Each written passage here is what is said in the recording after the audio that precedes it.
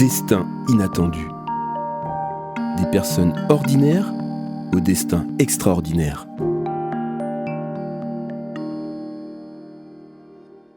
Bonjour à toutes, bonjour à tous. Nous sommes réunis à deux chroniqueuses et chroniqueurs de Radio Laser. Anne Lemaine, qui propose son émission Destin inattendu, et moi-même, Félix Boulet, chroniqueur dans Et nous liserons, pour accueillir un invité exceptionnel. À Radio Laser, aujourd'hui, nous sommes fiers et heureux d'accueillir Reynald Ménard, un enfant de Guichen. Bonjour Reynald. Bonjour Félix, bonjour Anne. Bonjour Reynald. Alors, enfant de Guichen, donc, puisque tu es le fils de Marie-Claire et de Jean-François Ménard, qui sont bien connus sur Guichen et bien ailleurs aussi, et qui sont avec nous par la pensée, bien sûr, que nous saluons très amicalement, Anne et moi. Si tu es avec nous, Reynald, c'est parce que tu mènes une vie, disons, pas banale. Une vie courageuse, une vie admirable. Tu es infirmier, anesthésiste, urgentiste, réanimateur. Alors, je ne sais pas si tous ces titres-là te conviennent. C'est les termes. C'est ça. Et tu es engagé à Médecins sans frontières. Tu es avec nous aussi parce que, enfin, pour plein de raisons, mais parce que tu es rentré de Gaza il y a quelques semaines. Donc, eh bien, c'est de tout ça que nous allons parler, de ton engagement à Gaza, mais qui fait suite à d'autres engagements qui sont déjà toute une histoire de vie pour toi. En effet, oui. Moi, je suis parti tout petit avec mes parents en Haïti, parce que mes parents avaient déjà été dans un engagement humanitaire. J'avais 8 ans, donc de 8 à 10 ans, j'étais en Haïti au moment où il y a eu un soulèvement populaire contre la dictature en place. Donc, je vivais en campagne, le seul petit blanc, dans une école de 400 noirs. Donc j'ai appris le créole et je suis devenu un blanc noir, quoi. Je dirais ça comme ça. Donc un amour pour ce pays-là qui fait que ensuite mon engagement dans l'humanitaire vient de là, quoi. J'ai eu qu'une idée en tête, c'était de faire médecine ou chirurgie. Je voulais faire chirurgie anesthésie. Et en fait j'ai fait que anesthésie infirmier parce que je suis pas très patient. Et ça me permettait d'aller plus vite. J'ai fait une année de médecine et puis j'ai fait l'école infirmière parce que je pouvais partir beaucoup plus rapidement. Et voilà. Et tu as ça en toi depuis l'âge de 10 ans ? Ouais. Tout ce que j'ai fait, c'est que pour faire de l'humanitaire ou au moins réaliser ce rêve-là, quoi. Donc je l'ai fait à plusieurs reprises comme volontaire. Donc je retournais en Haïti par mes propres moyens, sac à dos, et je me débrouillais. Je vivais chez l'habitant, donc c'était des amis à moi de mon enfance, avec qui j'avais gardé le contact. Et puis comme j'ai pas perdu la langue, c'était facile. Et puis je travaille comme volontaire dans une clinique dans le sud de l'île, dans un endroit qui s'appelle Fond-des-Nègres.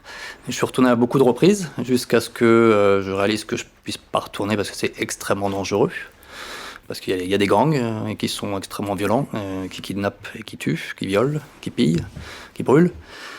Donc comme blanc, j'ai beau être un blanc noir, je passe pas inaperçu à Port-au-Prince, quoi. Donc ma femme m'a dit, non, c'est fini Haïti, maintenant tu vois avec un organisme. Et ta femme est où ? Ma femme est en Norvège, elle est norvégienne. Ça fait 24 ans que je vis plus en France. Je suis parti, dès que j'ai fini mes études d'infirmière, je suis parti à l'étranger. Donc tes études d'infirmier, tu les as faites à Rennes ? Je les ai fait à Saint-Malo. À Saint-Malo ? Ouais, 3 ans et demi à Saint-Malo, et une fois que j'avais le diplôme, je suis parti. Je devais faire l'armée, j'avais pas envie de faire l'armée non plus, donc c'était une bonne raison. D'abord, la raison amoureuse. Faut pas l'oublier, c'est quand même la raison principale. Deuxième raison, je voulais l'aventure. Et puis troisième raison, j'avais pas envie d'aller faire le service militaire. Donc 3 bons arguments. Tout ça se combinait bien. Ouais. Écoutez La Proximité, c'est Radio Laser sur le 95.9 FM et en DAB+. Rappelez quand même que lorsque tu avais 8-10 ans, alors nous étions en 85. Alors maintenant, on parle beaucoup d'Haïti, qui est un pays extrêmement dangereux. La dernière fois que tu es allé à Haïti... C'était l'année dernière. C'était l'année dernière. Là, c'était pour une mission avec Médecins sans frontières, parce que je suis engagé maintenant, je travaille dans un hôpital en Norvège, comme anesthésiste, réanimateur. Mais je fais 3 à 4 mois de mission pour MSF chaque année. Mais dès quand tu étais petit, à 8-10 ans, Haïti était déjà un pays assez dangereux. Donc c'était le règne, rappelons-nous, des Papa tontons... Doc et Bébé Doc. Voilà, et puis des tontons Macoutes. J'ai Mm. entendu ton père me raconter 100 et 100 fois qu'il a reçu des cartouches ou des balles de fusil Oui, par oui. enveloppe ou des petits cercueils. Enfin, il était... Ou les gens venir tirer sous la fenêtre en pleine nuit pour menacer. Ouais. Donc finalement, la misère, le danger, tu l'as connu tout petit. Et puis en 85-86, c'était très violent. Donc c'était le chaos à ce moment-là, quoi. C'était à feu à sang, toute l'île était à feu à sang. Donc en fait, moi, Haïti, je suis habitué à me balader. Et à chaque fois que je suis retourné, il y a toujours des embrouilles. Enfin, je veux dire ça comme ça, mais il y a toujours il se passe toujours quelque chose. Et puis c'est un pays surréaliste, quoi. Donc, et c'est vite très violent. Et ces codes-là, je les connais. Je sais comment me déplacer dans ce genre d'ambiance. Je sais comment gérer la misère, parce que quand j'étais petit, j'avais des copains qui revenaient pas. Et il est où? Il est mort, quoi. Il est mort d'une maladie parce qu'il n'y a pas de médecin, quoi. Il n'y a pas d'hôpitaux, il n'y avait rien à ce moment-là. Et sur l'année dernière, c'est pas mieux. C'est encore pire. Ouais. Mais tu n'es pas blindé par rapport à ces situations-là. Non, ça fait tout. C'est pour ça que je repars. Parce que Et pourquoi Médecins sans frontières? Parce que quand j'étais petit, je m'étais dit à un moment ou à un autre, je ferais de l'humanitaire. Et puis Médecins sans frontières, c'est quand même un organisme à la base qui est français, donc qui est très connu chez nous. Et puis parce que les valeurs de Médecins sans frontières, c'est quand même la neutralité. On ne prend pas parti au niveau politique. On aide tout le monde, on est impartial, c'est l'impartialité. Et puis c'est l'indépendance, c'est-à-dire que c'est les donateurs, donc c'est vous peut-être à la maison qui financez nos actions. Et ces 3 concepts-là, ça me parle. Donc on est apolitique, on fait comme on veut, on va aider les gens qu'on veut et on aide tout le monde, quoi. Que ce soit les belligérants ou les victimes.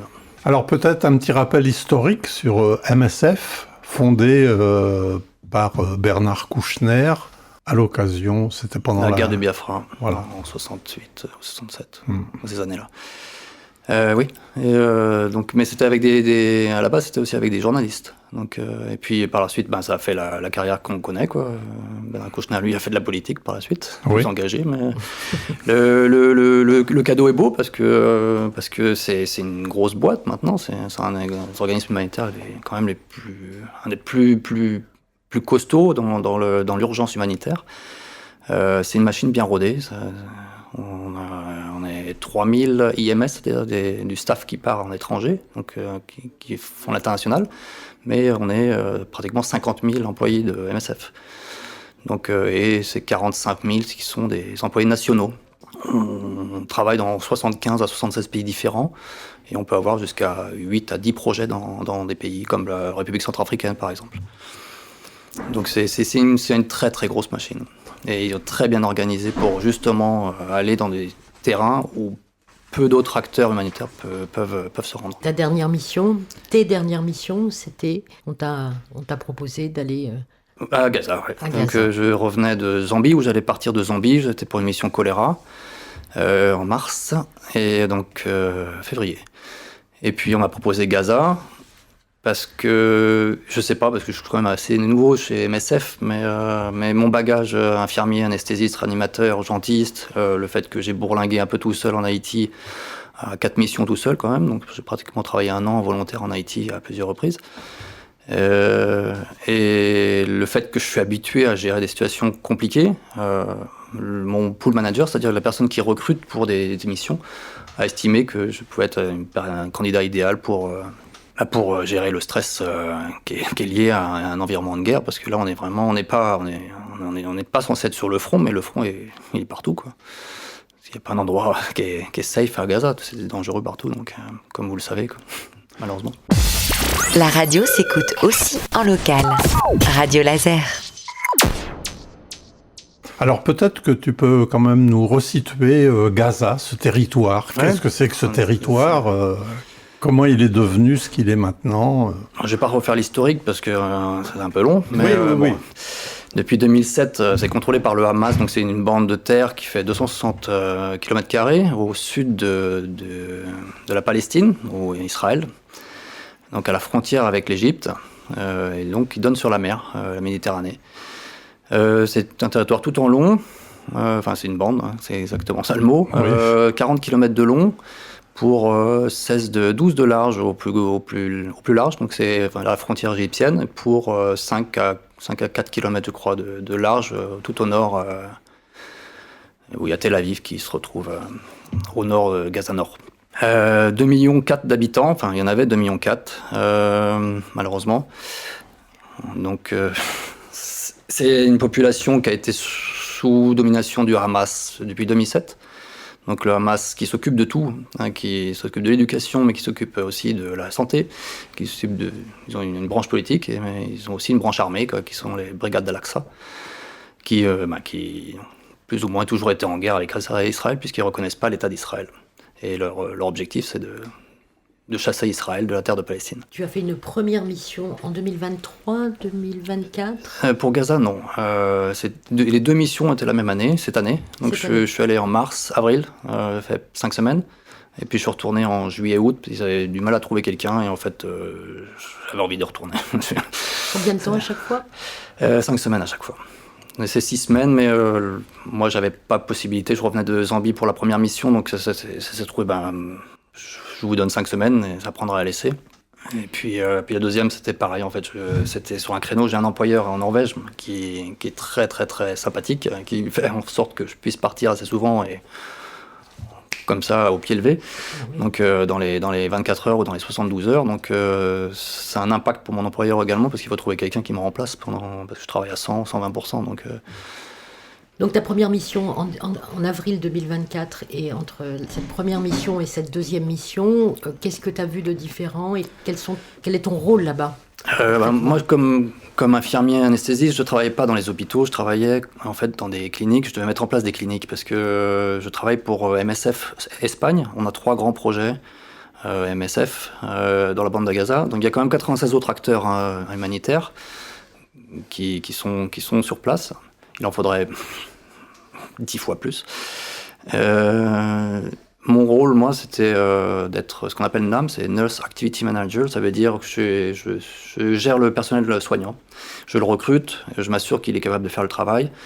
Et les Palestiniens sont extrêmement sont doués, quoi. Je travaille dans d'autres pays et ils ont un super niveau, quoi.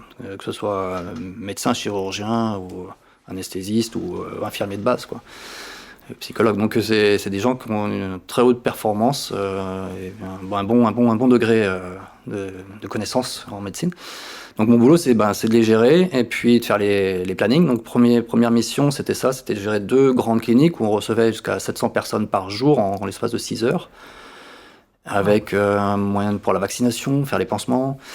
Et les pansements, il y en a des centaines à faire, puisqu'il y a pratiquement 102 000 personnes qui sont blessées. Je rappelais qu'il y a 45 000 personnes qui sont mortes, il y en a 10 000 qui sont sous les décombres. Et 10 000 enfants ? Plus de 10 000 enfants, oui. La plus grande majorité des victimes sont femmes et enfants. Donc dans les cliniques, on reçoit ces enfants-là aussi, qui ont été amputés, mais il faut faire des soins après, quoi. Donc souvent sans anesthésie, sans médicaments.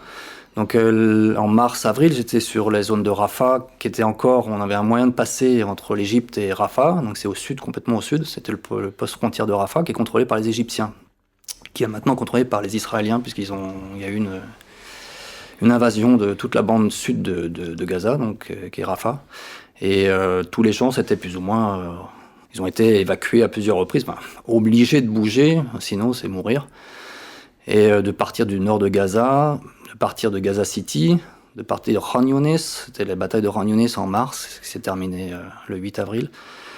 Et donc il faut organiser les cliniques à droite à gauche, avec tous les soins qu'il faut pour ces gens-là, le suivi qu'il faut pour ces gens-là, les médicaments qui doivent être adaptés, et puis faire rentrer tout ce matériel-là, et s'assurer qu'on a les stocks pour les mois qui viennent, quoi. Parce qu'on ne sait jamais ce qui va arriver. Et malheureusement, dès qu'il y a eu l'invasion de Rafah, pendant 4 mois, on n'a pas eu un seul camion qui est rentré avec des médicaments, quoi. Donc quand je suis parti il y a 3 mois, on était déjà en pénurie de paracétamol. On faisait du tri entre quels patients pouvaient en avoir ou pas. Pareil pour les antibiotiques. Pareil pour ce qu'on appelle la permétrine, pour la gale. voir les cas les plus sévères pour donner à ceux qui en ont le plus besoin. Donc et ça, c'est que dans des cliniques. Dans les hôpitaux, on faisait un tri encore plus draconien. Qui on peut sauver, qui on peut pas sauver, quoi. Donc c'est costaud comme boulot parce que ça fait mal au cœur de se dire si on pouvait rentrer tout le matos qu'on veut et qu'on a le droit et qu'on devrait pouvoir avoir, parce que c'est un crime de guerre de ne pas laisser les médicaments rentrer. C'est interdit dans le droit international, dans le droit de la guerre et dans le droit humanitaire. C'est de mettre directement les patients en danger en leur refusant les soins qu'ils ont le droit. Radio Laser, média citoyen de proximité sur le 95.9 FM et en DAB+. Je rappelle à nos auditrices et à nos auditeurs que nous sommes dans une émission un peu particulière. Je suis avec Anne Lemaine et nous recevons avec nous donc Reynald Ménard, un jeune guichonnais d'origine. Oh, si je dis jeune parce que quand même. Jeune de cœur et d'esprit. Oui. Plus d'âge. Donc Reynald qui est volontaire pour Médecins sans frontières et qui rentre il y a quelques semaines d'un deuxième séjour à Gaza. Je dirais mission, c'est pas un séjour. Oui, non, c'est pas du bon temps. Séjour, ça fait plutôt vacances, hein, j'en conviens. C'est une mission. D'une deuxième mission à Gaza, oui. Tu nous expliquais tout de suite que les Israéliens, en fait, refusaient de faire entrer les médicaments, les anesthésistes, enfin tout ce qui sert quand même en médecine de guerre, ce qui fait que on laisse des vies fracassées mourir comme cela. Toi, Reynald, comment tu fais ? Parce qu'on sent cette colère et cette détermination en même temps d'aller au plus près des personnes qui souffrent. Mais on sent aussi cette colère par rapport à ce droit international qui n'est pas respecté. Non, c'est inacceptable. On peut comprendre ça peut-être de gangs en Haïti qui ont que faire, qui font du racket et qui vont vendre les médicaments à droite à gauche, parce que ça arrive. L'année dernière, j'avais exactement la même problématique avec du choléra, où les médicaments n'arrivaient pas, et on ne pouvait pas sauver les patients, ils mouraient parce qu'on n'avait pas les médicaments, parce qu'ils avaient été pris par les gangs. Et là, c'est pareil, mais là c'est des gangs, ils ont sans foi ni loi. Là on a un État qui est en guerre contre un groupe terroriste, donc je dis pas qu'il y a un bon et un méchant là-dedans, il y a deux acteurs qui sont compliqués, qui s'entendront jamais, et qui prennent les populations en otage. Et c'est inacceptable qu'on ne puisse pas faire le travail, et qu'on n'ait pas les médicaments minimum, quoi. Pas avoir du paracétamol, c'est inacceptable, quoi. C'est inacceptable. On est d'accord. Et pourtant, il y a eu des condamnations à plusieurs reprises, mais ça ne change rien. Donc depuis mai, il est rentré 4 camions pour MSF.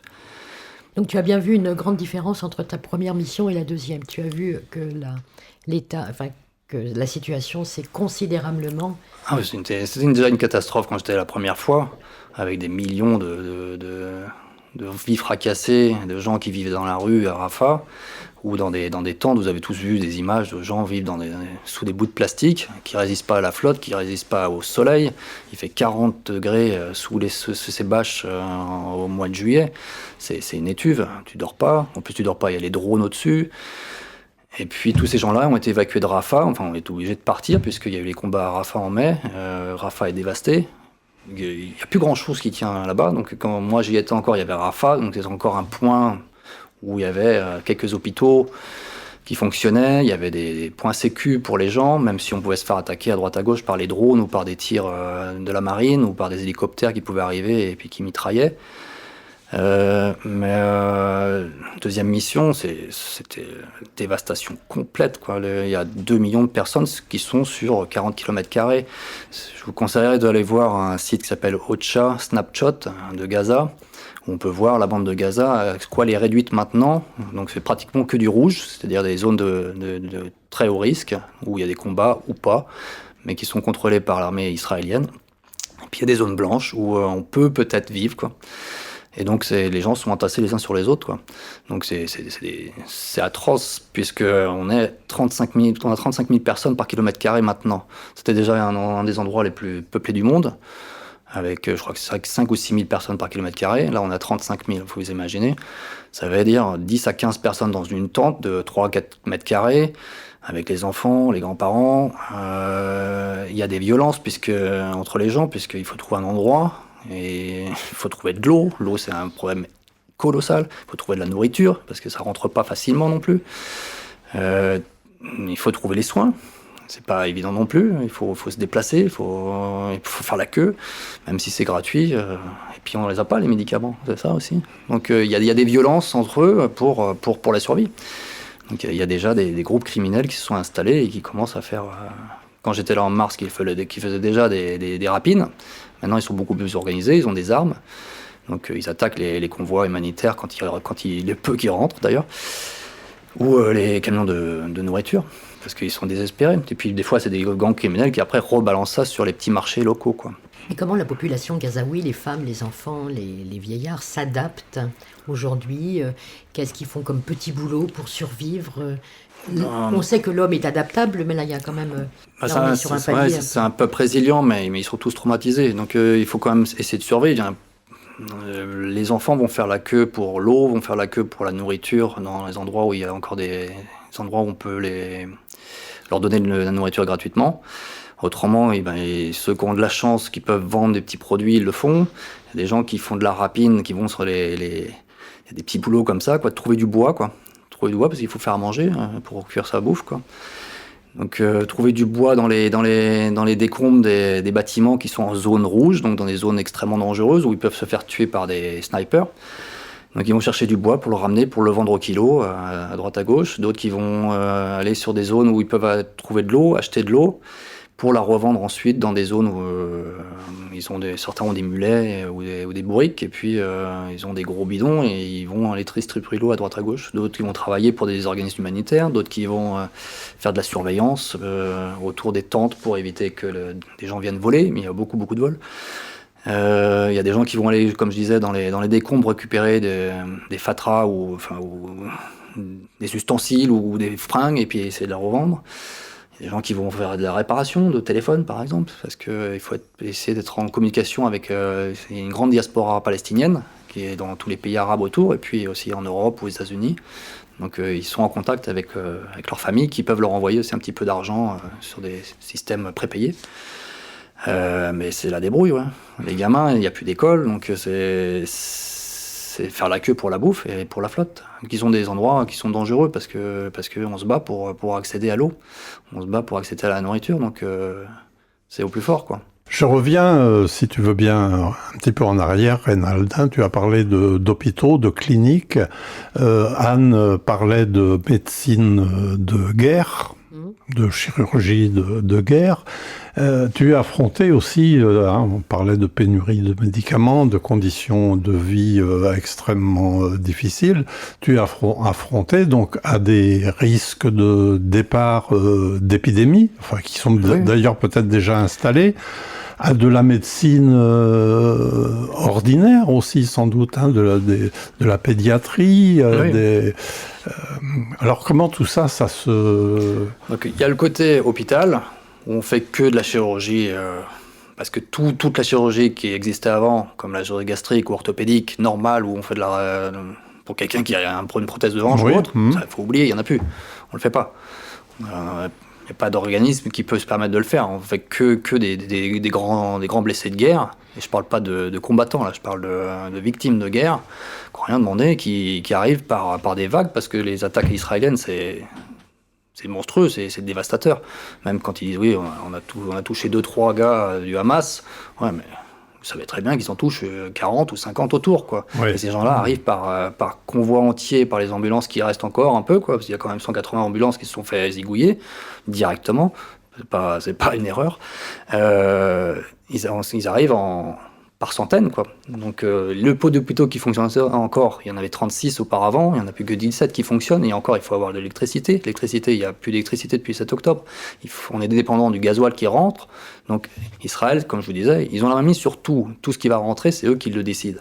Et s'ils décident que ça rentre pas, ça rentre pas. Donc quand vous n'avez pas d'essence, vous n'avez pas d'électricité. Quand vous n'avez pas d'électricité, vous ne pouvez pas faire des opérations compliquées. Donc c'est ce que je disais tout à l'heure, il faut faire du triage, du tri. On appelle ça triage en médecine de guerre. Et tous ceux qu'on ne peut pas aider, on sait qu'on n'a pas le matériel, on n'a pas le temps, parce que ça va prendre 8 ou 9 heures à faire ce genre de chirurgie pour ça, il va mourir. On va le laisser mourir. On n'a pas le choix. Et on est obligé de se réorganiser, parce que tous les services de base qu'on appelait la pédiatrie, par exemple, là où on était à Nasser, qui est le seul grand hôpital qui fonctionne encore à peu près, en tout cas dans le milieu de la bande de Gaza, à Khan Younis, c'est un hôpital où il y a 700 lits. Imaginez qu'il y a plus de 1000 patients et on est obligé de prendre la pédiatrie ou la maternité pour, quand il y a des vagues de patients qui arrivent, pour les mettre, c'est des codes système rouge, jaune, vert. Et en fonction de ce code que vous comprenez, rouge, c'est les plus graves, quoi. Et puis jaune, on mettait les jaunes en maternité. Mais à ce moment-là, il faut évacuer tout le monde et mettre tous ces patients-là rapidement et puis essayer de leur apporter de l'aide possible, quoi. Ça, c'est pour les hôpitaux. Donc les hôpitaux, leur fonction de base, elles n'existent plus. Donc les patients cancéreux, ils n'ont pas de soins. Les patients qui ont des dialyses, ils sont morts parce qu'il n'y a pas moyen de faire les dialyses. Et si on ne traite pas le sang tous les semaines ou tous les 3 jours pour certains, ils meurent. Moi, je travaillais et à Nasser et dans des cliniques, c'est-à-dire on fait le boulot que tu disais, la pédiatrie, on avait les services de pédiatrie, on avait des soins, on avait la vaccination, on avait tout ce qui est le programme de malnutrition, de sous-nutrition, puisque c'est un nouveau problème à Gaza, parce que pendant des mois et des mois, il n'est pas rentré assez de nourriture. Et les gens n'ont pas d'argent, donc ils sont sous-alimentés. Donc les femmes sont surreprésentées dans la malnutrition et les enfants sont les premières victimes. Donc les enfants de 0 à 5 ans sont les premières victimes, et c'est eux qui vont en pâtir le plus, quoi, parce que ça va avoir un impact sur leur développement cognitif et moteur. Donc on avait aussi ça. Donc mon boulot c'était ça, c'était d'être sur différentes cliniques et de gérer que tout fonctionne bien, qu'on ait le matériel et autres, quoi. Donc c'est le côté médecine générale, quoi, oui. Qui a disparu, que nous on essaie de remettre en place avec d'autres acteurs, bien sûr, mais donc mon travail c'était ça, de passer d'une clinique à l'autre et puis de voir que tout fonctionne bien, que le personnel fonctionne bien et puis d'aller quand il y avait besoin sur Nasser pour aider à la logistique, en fait. Parce que je suis urgentiste et donc je connais ce genre de fonctionnement, triage et comment gérer des patients de très très très très très mal, quoi, à l'article de la mort. Et je te demandais aussi les épidémies. Les épidémies, pardon.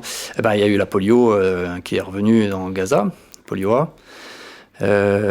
Donc ça avait disparu puisque, comme je disais, c'est un pays qui est assez bien développé au niveau éducation et au niveau médical. Donc, il y avait des chirurgies cardiaques, donc c'est du haut niveau. Et donc la vaccination, c'est standard, ils sont super forts. Et malgré le conflit, ils ont toujours réussi à faire le suivi vaccination pour les enfants. Et pour je ne sais plus combien de milliers d'enfants, il y avait pratiquement 800 000 enfants ou 1 million d'enfants. Donc c'est une grosse logistique. Et puis la polio est réapparue, justement pour des raisons d'insalubrité. Et donc il y a eu la grande campagne que vous avez peut-être entendu parler, la polio, en août. Donc moi j'ai organisé pour nos cliniques comment on pourra faire l'accueil de 1000 à 10 000 enfants dans nos structures. Donc c'est en 2 phases, c'est fait. Mais oui, il y aura peut-être d'autres épidémies. J'espère pas qu'il y aura du choléra, parce que sinon on court à une catastrophe majorée. Parce que le choléra, s'il n'y a pas de médicaments, s'il n'y a pas d'eau surtout, on perd tout le monde, quoi. Il y aura d'autres. Il y a l'hépatite A, qui est aussi une épidémie en cours, parce que l'eau est pas bonne. Il n'y a pas de point d'eau à Gaza. L'eau vient d'Israël par des tuyaux, dans 3 points d'eau. Le souci, c'est que toute l'infrastructure, elle est détruite. Donc ces points d'eau, même s'il y a de l'eau qui arrive, Israël te dira « Ah ouais, mais l'eau arrive, hein. » Ouais, mais tous les tuyaux sont pétés, donc l'eau, elle s'écoule à droite à gauche.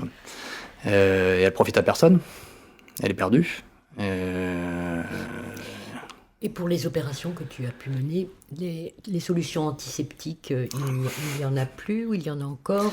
Tu parlais aussi, je crois, un jour des produits d'hygiène comme le shampoing qui vaudrait aujourd'hui 40 € le... Ouais. Voilà. Est-ce que tu peux nous parler de ça? Oui, depuis que Rafah est fermé, donc le 6 mai, il n'y a plus un seul produit d'hygiène qui rentre. Donc ça vaut aussi pour les hôpitaux. On est dépendant des détergents, produits pour nettoyer, pour éviter les infections nosocomiales. Là, on a des taux d'infections nosocomiales qui sont conséquents puisqu'on n'a pas le matériel pour nettoyer. Et on n'a pas la flotte, on n'a pas assez d'eau. Si on a du chlore, on pourrait encore désinfecter, mais on est très très limité au niveau d'eau. Pour vous donner une petite idée, pour les gens, c'est 5 litres d'eau par jour et par personne, s'ils ont la chance d'avoir de l'eau. Donc beaucoup de gens ne se sont pas lavés depuis des mois et des mois et des mois, quoi. Et ça se sent, je suis désolé, mais et ça a une conséquence sur les plaies. Ça a des infections, ou sur des maladies de peau, et surtout sur les petits. S'ils sont en plus sous-alimentés ou malnutris, et qui sont dans le programme de réalimentation, ces enfants-là vont faire des problèmes de peau qui vont être conséquents, parce qu'ils n'ont pas déjà de barrière acquise d'avance, et ils ont une immunité qui va être très très basse. Donc ils vont arriver avec des problèmes de peau qui sont colossaux. Pour les produits détergents, tout le monde a vécu le Covid comme moi. Moi j'ai beaucoup travaillé pendant le Covid, on serait bien passé, mais c'est pas grave. Les solutions en main, on n'en avait plus. C'est-à-dire que pour un hôpital de Nasser où on gérait 400 employés, on avait 36 litres pour 2 semaines. 400 personnes qui parce qu'il n'y a pas d'eau dans l'hôpital, donc on ne peut pas se laver les mains. Comme je disais, l'infrastructure elle est détruite. Donc dans les cliniques où j'étais, j'en avais 2, j'avais 1 litre pour 20 personnes pour une semaine. Donc on remettait ça dans des petites fioles et chacun devait essayer d'épargner au maximum, quoi. Et la dernière solution, c'était eau et chlore. Donc on fait des solutions chlorine pour nettoyer au moins les sols, quoi, et certaines surfaces. Donc c'est un casse-tête. Donc mon boulot, c'est de trouver des solutions, mais moi j'en ai pas parce que c'est pas possible. Il faut un minimum qui rentre, quoi. Donc il n'y a pas un produit d'entretien qui est rentré depuis le 6 mai. Il n'y a pas de savon dans la bande de Gaza. Il n'y a pas de shampoing dans la bande de Gaza. Et comme tu as dit, il y en a. Si t'en trouves un, déjà ça va être la cohue. C'est 40 €, $40. C'est colossal. Ça profite à quelqu'un. Mais les soignants risquent leur vie aussi, alors, tous les jours. Oui, il y a eu plus de 1000 soignants qui sont morts durant l'année. Les humanitaires risquent leur vie, hein. Il y a quand même 300 qui sont morts aussi. Je ne parle pas des étrangers, il y en a que eu 7 étrangers, c'est déjà trop. Mais nos collègues nationaux sont surexposés au risque. Donc c'est pareil, mon travail c'est de m'assurer que... ce qu'on appelle les contingence plans, c'est des plans de contingence. En fonction des mouvements, on sait où nos collègues vivent. Et s'il y a des évacuations, des ordres d'évacuation par l'armée israélienne parce qu'ils veulent prendre un territoire ou une autre portion du territoire, ils envoient un message aux populations. Et faut partir le plus vite possible parce que de toute façon, à bout d'un moment, ils vont taper et puis ils font pas de quartier, quoi. Si t'es encore dans la zone, ton problème, t'es considéré comme un ennemi. Donc mon boulot, c'était de savoir que mes collègues infirmiers, médecins ou d'équipe de surveillance ou équipe de la pharma soient en sécurité, quoi. Et qu'ils arrivent au travail en sécurité, qu'ils puissent retourner à la maison, c'est dans l'attente, quoi. En sécurité, sachant qu'il n'y a pas d'endroit safe c'est l'endroit le plus dangereux du monde, quoi, en ce moment. Tu sais jamais où ça va te tomber, quoi. T'es pas à l'abri d'avoir un soldat du Hamas qui habite dans la tente d'à côté, et ça arrive souvent. Et puis qu'il soit bombardé à un moment ou à un autre de nuit, pour rendre les choses plus difficiles pour les populations. Plus cauchemardesque, je dirais. Donc oui, non, 1000 soignants qui sont morts, beaucoup qui ont été arrêtés, torturés, pour aucune raison, sans jamais eu d'avoir leur motif d'arrestation précisé, qu'on fait plusieurs mois dans les prisons, dans les geôles israéliennes, qui sont aussi un crime de guerre, un crime contre les droits humains. Donc beaucoup de collègues qui sont traumatisés, ouais, et qui ont besoin d'en parler. Et donc mon boulot c'est aussi de les écouter et puis de leur donner du temps, quoi.